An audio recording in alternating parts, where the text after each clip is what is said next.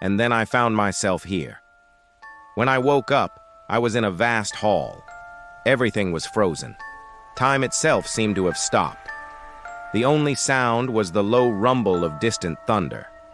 I stood up, brushed the dirt off my clothes, and walked forward.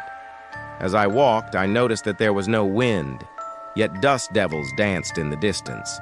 They spun and swirled, but they never touched the ground. A single ray of light illuminated the dust, making it sparkle like a million tiny diamonds. I walked on, drawn to a set of double doors at the end of the hall. As I approached, the flickering lights above me suddenly flared to life, casting long shadows that stretched and twisted on the walls.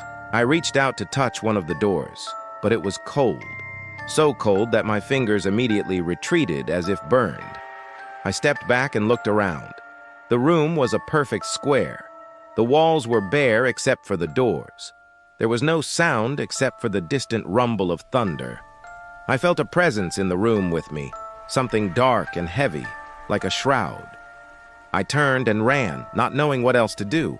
I ran until I could feel the pounding of my heart in my ears, until my lungs burned and my legs screamed for mercy. Then I stopped and leaned against the wall, sliding down to the floor.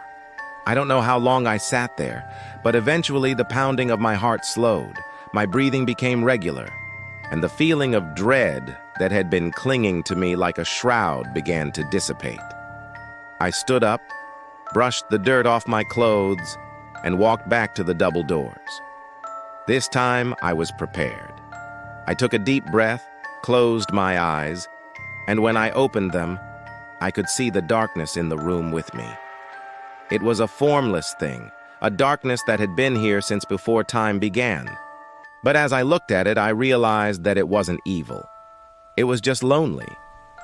And in that moment, I understood that I wasn't just here to escape the darkness. I was here to help it.